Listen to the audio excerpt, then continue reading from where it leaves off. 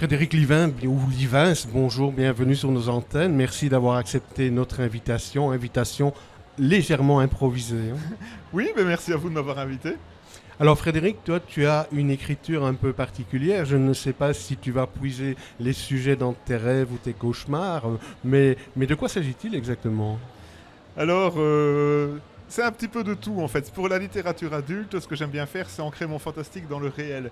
Donc souvent, j'aime bien un petit peu regarder les réactions des gens, ce qui se passe dans le monde, et me dire, tiens, si telle situation dérapait, se passait mal, qu'est-ce qui pourrait arriver?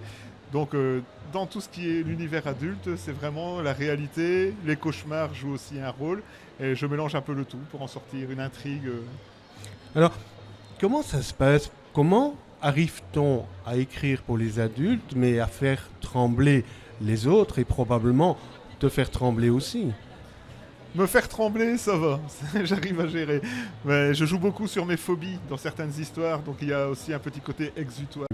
Il y a un côté un peu plus exutoire à écrire, ce qui fait que certaines de mes phobies peuvent trouver un côté curatif dans le fait d'être écrites.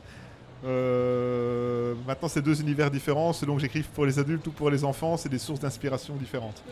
Et quand tu écris pour les enfants, est-ce que tu les fais trembler ou tu les fais rêver? Non, je les fais rêver. Les faire trembler n'est pas le but. J'ai commencé à écrire pour les enfants il y a 4 ans. Pour ma petite fille, en fait, j'ai écrit des histoires pour démystifier un petit peu ses peurs nocturnes. C'est dans les petites histoires à faire peur qui se trouvent sur le stand de mon éditeur. J'ai oublié de le prendre avec moi. Ce sont 4 petites histoires pour lui apprendre à ne pas avoir peur de ce qui se cache sous le lit, de ce qui se cache dans un placard. C'est toujours des petites... On joue avec la peur de l'enfant, on la fait monter jusqu'à un certain point et puis on démystifie en faisant basculer vers le merveilleux, vers le féerique, vers la réalité aussi, en montrant qu'il ne faut pas avoir peur de la différence entre les gens. Donc il y a aussi un côté éducatif à ce niveau-là. Et pour les Grisommes, là c'est une trilogie dont le dernier tome paraît aujourd'hui spécialement pour mon livre. Là c'est pour montrer aux enfants qui sont comme moi passionnés de jeux vidéo que l'univers de la littérature et du jeu vidéo ou du jeu de plateau, jeu de rôle peuvent être complémentaires. Donc en fait ça met en scène 2 héros, Nathan et Oriane, qui vont parcourir des univers qui sont régis par les Grisommes. Les Grisommes sont des créatures imaginaires qui veulent plonger le monde dans l'apocalypse. Le héros n'a aucun super pouvoir, son seul super pouvoir c'est son imagination. Donc les Grisommes vont essayer d'utiliser son imagination contre lui et lui devra à chaque fois trouver la faille pour faire revenir les choses à la normale. La chose avait tourné sur elle-même. Oriane eut juste le temps de se jeter à l'eau avant que l'un des membres du monstre ne réduise en miettes leur embarcation. Mais Nathan n'eut pas cette chance. Il poussa un cri en tombant à l'eau, ce qui attira l'attention de la créature qui fouetta la surface liquide de sa queue. Lorsqu'elle s'abattit, il hurla de douleur. Sa jambe avait été brisée net par l'impact de la masse monstrueuse. Oriane, qui nageait éperdument en direction du coffre, uniquement guidée par la panique, s'arrêta net en entendant les cris de douleur de son ami. Alors, une page prise au hasard. Toi, tu parles peut-être de frayeur ou d'horreur. Je dirais plutôt d'aventure, mais d'aventure assez mouvementée. Oui, effectivement. En fait, je suis un grand fan des aventures de Jules Verne, de tout ce qui fait de la littérature jeunesse. Bruce par exemple, est un de mes modèles. Ce que je n'aime pas dans la littérature ou dans les dessins animés, c'est le côté qu'on veut faire un petit peu indestructible du héros, qui lui arrive jamais rien. Moi, mon héros est humain, donc il peut être blessé, il peut souffrir de froid, de faim, avoir peur, être terrorisé, mais à chaque fois, il devra trouver le courage, un peu comme dans la vie réelle, quand quelque chose t'effraie, trouver le courage de passer au-dessus de sa peur.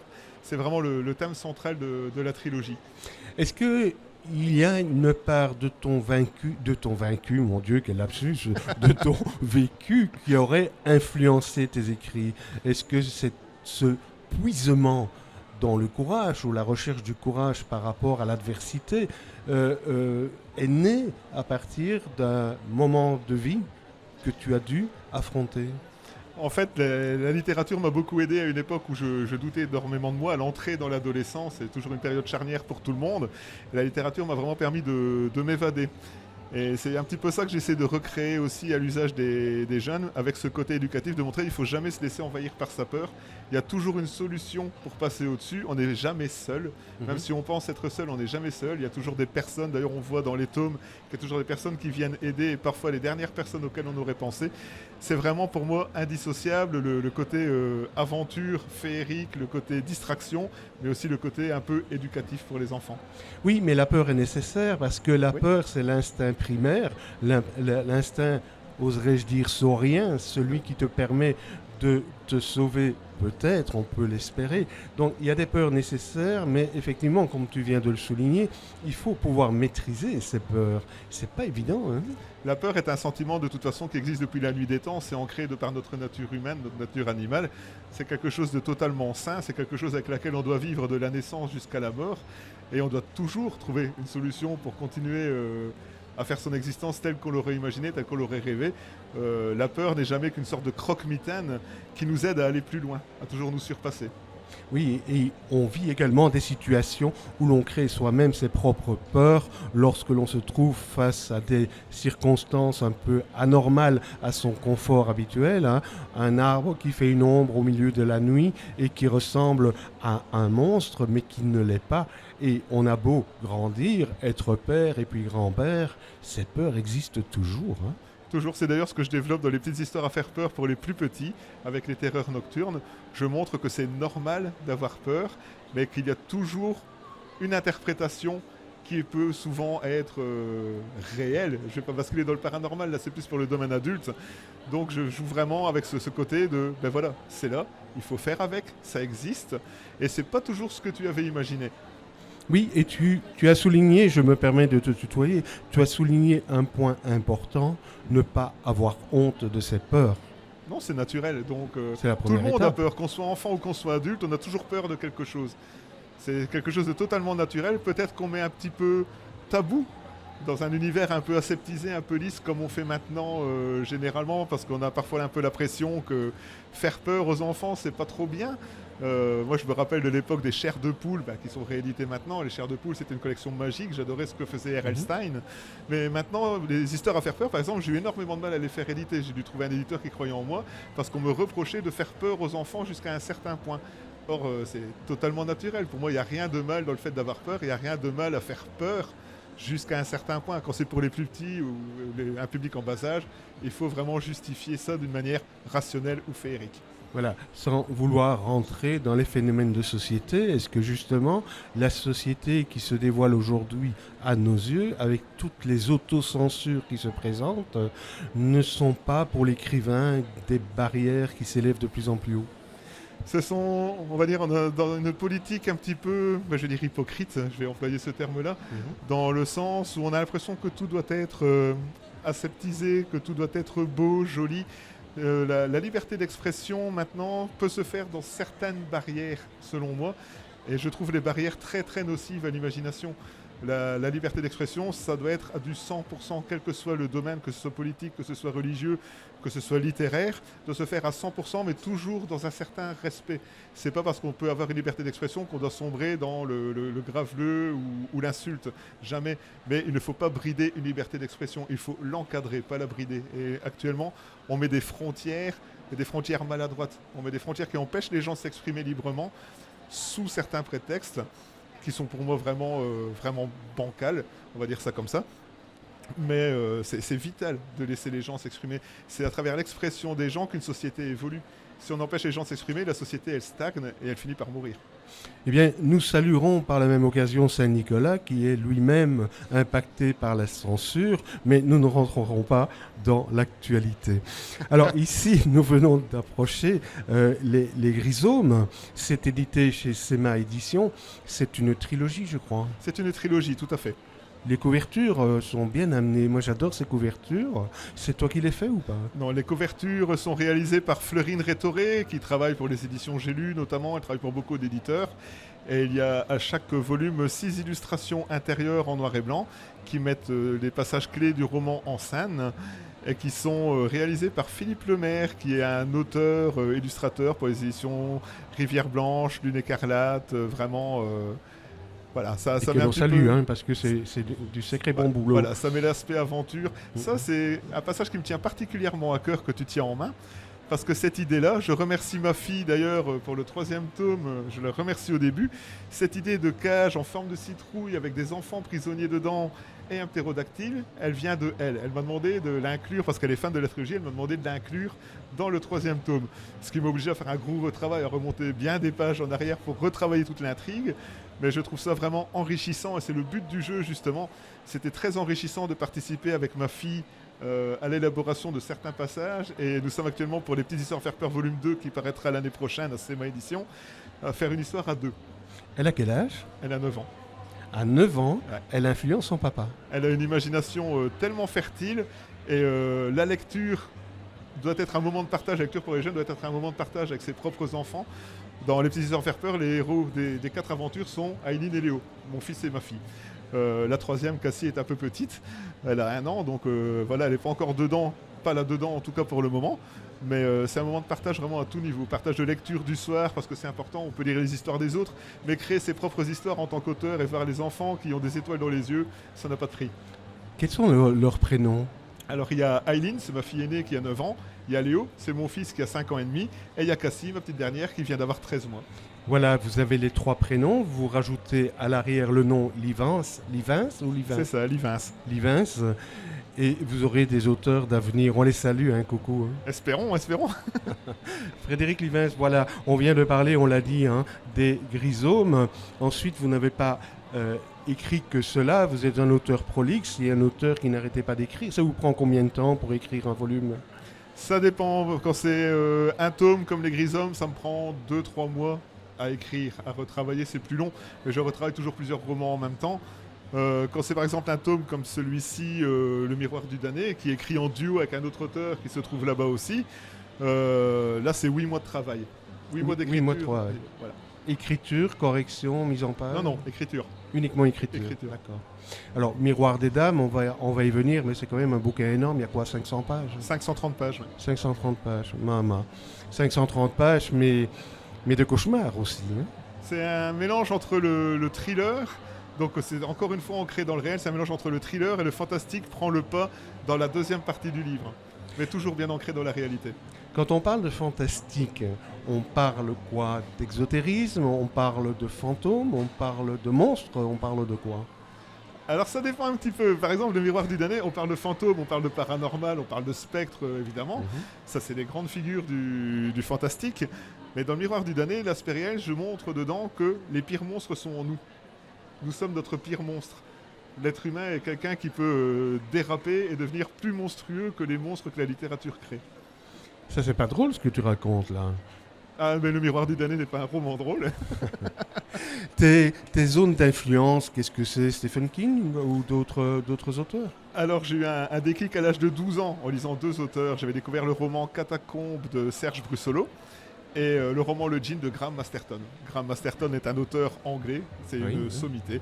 Je suis tombé amoureux de cet auteur. J'ai tous ses titres, j'ai tout lu, j'ai tout dévoré. C'est ma plus grosse influence dans le domaine de l'horreur et du fantastique parce que il s'appuie sur des faits historiques, il s'appuie sur des légendes, il arrive à tisser des psychologies phénoménales, à tisser des liens qu'on n'aurait pas vu venir. C'est pour moi l'auteur le plus accompli avec Stephen King et Dean Koontz dans le domaine du fantastique. Eh bien voilà, on a les traces hein, et puis on a un auteur devant nous, mais quel est l'accueil du public par rapport à tes écrits? Il est excellent. Et celui-ci, par exemple... Donc, on parle du Miroir du Damné. Le Miroir du Damné et les petites histoires à faire peur sont actuellement les 2 romans qu'ils ont de le mieux chez l'éditeur. Ils ont connu un super bon démarrage. Le Miroir du Damné, c'est plusieurs centaines vendus, je n'ai pas les chiffres. C'est vraiment super chouette. Il y a encore plein de lecteurs qui viennent ce matin acheter le Miroir parce qu'ils en entendent parler sur les réseaux sociaux, sur les blogs, sur YouTube. C'est vraiment très valorisant. Ça fait vraiment plaisir de voir que toute l'énergie qu'on investit, parce que c'est une énergie considérable d'écrire un bouquin, ça fait super peur aussi de soumettre un nouveau livre au public et de voir qu'il est aussi bien accueilli, ça fait vraiment plaisir. Alors dis-moi Frédéric, est-ce que tu vis de ta plume? Pardon? Vis-tu de ta plume? Non, je suis fonctionnaire à l'État, je travaille dans une bibliothèque, donc c'est jamais très loin. bibliothèque juridique, donc c'est pas tout à fait le même domaine, mais non, je ne vis pas de ma plume. C'est très très très très dur de vivre de sa plume, et avec une famille et 3 enfants, c'est bien d'avoir un travail stable sur le côté. Alors, le miroir du damné, c'est une collaboration entre toi et... Jean-Baptiste Leblanc. Merci pour le Jean-Baptiste. Jean-Baptiste Leblanc, c'est-à-dire, vous avez écrit à 4 mains. Écrire à 4 mains, c'est pas évident quand même. C'est un exercice très difficile et il y a plusieurs manières de faire selon l'auteur. Et dans ce cas présent? Dans ce cas présent, j'avais écrit toute la base, qui faisait environ, allez, on va dire, 150 pages. J'avais un aspect thriller qui n'était pas assez développé pour moi et que je n'arrivais pas à développer. Et Jean-Baptiste est un auteur que je connais depuis des années, qui écrit super bien dans le domaine du thriller. Et j'ai donc demandé naturellement s'il accepterait de travailler avec moi là-dessus. Étant donné qu'il apprécie mes écrits, qu'il apprécie mon univers, il m'a dit oui tout de suite. Et 8 mois après, le miroir du damné était terminé. Comment ça se passe quand on écrit à 4 mains? Parce que vous êtes confronté évidemment à l'écriture, mais en dehors de l'écriture, il y a le côté juridique, on vient d'en parler. Écrire à 4 mains, répartition des droits d'auteur. Tout se fait à 50%. On établit toujours les bases avant de commencer la collaboration. Et quels que soient les binômes littéraires, parce que je travaille avec plusieurs auteurs actuellement, on établit toujours la base de 50-50. D'accord. Et quand vous venez en salon du livre, vous alternez ou tu viens seul? Comment ça dépend des disponibilités de tout un chacun. On a tous les deux une famille, donc ici c'est que la 3e fois depuis avril qu'on arrive à être à 2 sur un stand pour dédicacer le livre. Donc c'est parfois assez difficile.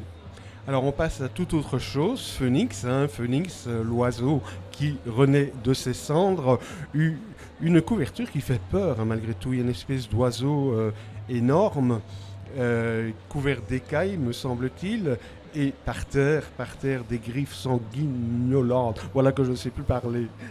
13 ans de silence et voilà que Phénix, la revue mythique, renaît de ses cendres. Alors dans ce numéro, je lis le 4e de couverture, vous trouverez ce qui a fait son succès, la qualité des sujets, la motivation de leur rédaction, des dossiers fouillés, des textes inédits, des nouvelles toujours plus délectables et bien plus encore. De l'horreur? En fait, Phénix est un mélange entre le magazine et le livre. Dedans, il y a 2 dossiers. Un qui est consacré à Graham Masterton, qui est mon idole, voilà. Et l'autre qui m'est consacré, c'est à l'initiative du créateur de Phénix, qui n'est autre que Marc Bailly, le président du prix Masterton, qui m'a annoncé que voilà, je partagerai l'affiche avec Graham Masterton dans Phénix. Ce qui, pour moi, est le plus beau. C'est pareil. Voilà. J'ai eu 2 fois le prix Masterton, une fois en 2012 avec les Contes d'Émile, une fois en 2015 avec Suture. Et ça, c'est vraiment, je veux dire, la chose dont je suis le plus fier, c'est d'avoir 2 textes en compagnie de Graham Masterton et 2 dossiers. Ou d'ailleurs, à l'arrière, dans le 4e de couverture, pour moi, ça, c'est le plus beau compliment. Le plus beau compliment du monde. À l'honneur dans ce numéro de la résurrection, Graham Masterton et Frédéric Livins, le maître et son disciple, pourrait-on dire. Voilà, ça, c'est vraiment pour moi le compliment qui a vraiment. Qui est la cerise sur le gâteau de mon chemin littéraire. Mais Frédéric, quand tu approches le maître, ça doit être angoissant. Angoissant, non. C'est valorisant, c'est motivant parce que ça donne toujours envie de se surpasser. Je ne l'ai pas encore rencontré et si tout va bien, je le rencontrerai. Je discute avec lui sur Facebook parce que c'est une personne extraordinaire qui répond tout le temps d'une gentillesse incroyable. On devait être tous les 2 invités aux Aventuriers à la Ménétrole en septembre ici, il y a quelques mois. Malheureusement, il n'a pas pu venir suite à des problèmes avec son avion. Donc moi, j'étais là-bas tout seul, mais je le verrai normalement à la Foire du Livre de Bruxelles l'année prochaine. Il sera là et moi aussi. Grande rencontre, rendez-vous est pris. Il va falloir qu'on vous voit ensemble, que l'on, si possible, le filme. Probablement les yeux humides, non? Les yeux humides, très certainement, parce que je serais très très très impressionné de le rencontrer. C'est marrant, un auteur qui nous décrit l'horreur et puis qui a la sensibilité de l'humain jusqu'au plus profond de l'âme. Mais ce n'est pas tout, mais il nous faudrait presque une journée pour parler de tes œuvres. Les Contes d'Amy. Les Contes d'Amy, c'est un recueil de nouvelles que j'ai écrit en 2011. Et le hasard a fait qu'il a été envoyé à des chroniqueurs et l'une de ces chroniqueuses faisait partie du prix Masterton.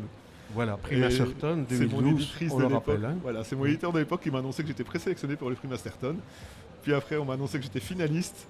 Et qu'on m'a annoncé que je l'ai gagné en 2012, enfin que je gagnais le prix en 2012, j'en suis pas revenu. Voilà, pour moi c'était vraiment la première étape importante de ma carrière d'écrivain. Les Contes d'Émile, c'est un concept un petit peu spécial, c'est un ensemble de 11 nouvelles, il y en a une qui est coupée en deux, qui ouvre le recueil, qui montre un couple qui veut acheter un asile, et dedans il tombe sur un petit cahier écrit par une pensionnaire de l'asile qui s'appelle Amy. Et la dame lit les histoires qui sont notées dedans, elle se rend compte qu'en fait, Amy est une petite fille dérangée qui avait le pouvoir de mettre en scène les cauchemars des patients de l'asile. Ce sont les 10 nouvelles du centre. Oula. Et à la fin, ça se termine par les personnes qui sont prisonnières de l'asile parce que le spectre d'Amy hante toujours les lieux et met leur vie en scène.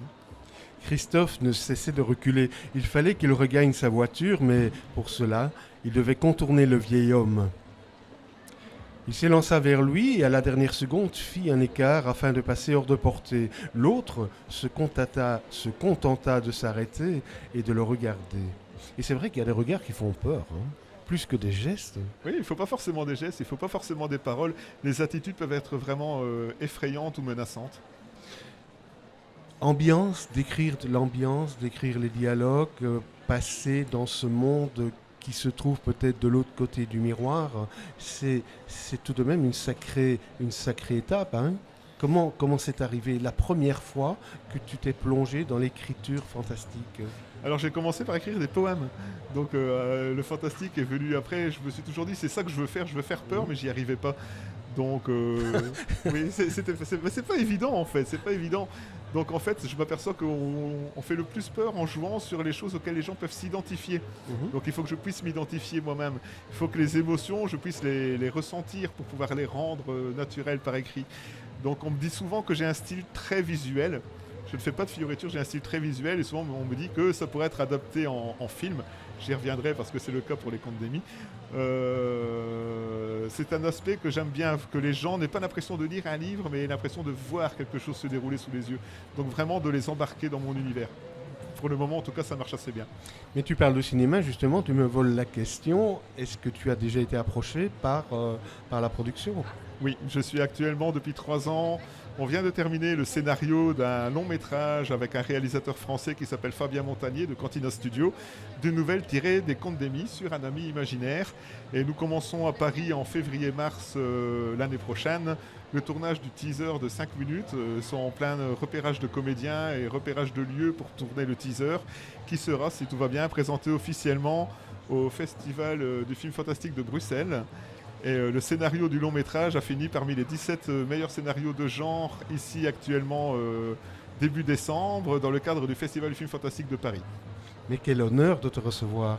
Et quel plaisir également. C'est le plaisir est pour moi, c'est ça qui est génial. Alors on devrait continuer à en parler puisqu'il y a The Dark Gate, of Terror. Mais le temps nous est compté malheureusement. On pourrait continuer des heures et des heures et des heures et c'est vrai que je n'ai pas lu tes livres et c'est dommage parce que n'ayant pas lu les livres, on ne peut pas rentrer dans le vif du sujet. Donc on n'a pas le choix, on est obligé de prendre rendez-vous pour une prochaine émission. En tout cas, merci infiniment Frédéric Livins d'avoir participé à nos émissions, d'être venu sur nos antennes. Hein. J'espère que nos auditeurs seront convaincus.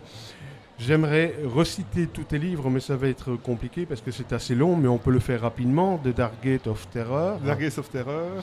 Les Contes d'Amy. Phoenix Magazine. Merci. Le miroir du damné en collaboration avec JB Leblanc. Que l'on salue. Hein. Le Résident qui vient de paraître aujourd'hui aux éditions Elixiria. Et la trilogie. La trilogie des Grisommes. L'Obscur aux éditions Academia qui est paru l'année passée et qui marche très bien aussi. Et Petite Histoire à faire peur aux éditions SEMA. Et beaucoup de parutions à venir l'année prochaine, encore une fois, dont Les Aventures de l'inspecteur Coccinelle pour les petits, qui paraît le 15 décembre aux éditions Lune Écarlate. Et rendez-vous est pris. Le rendez-vous est pris avec grand plaisir. Au revoir Frédéric. Au revoir, merci beaucoup.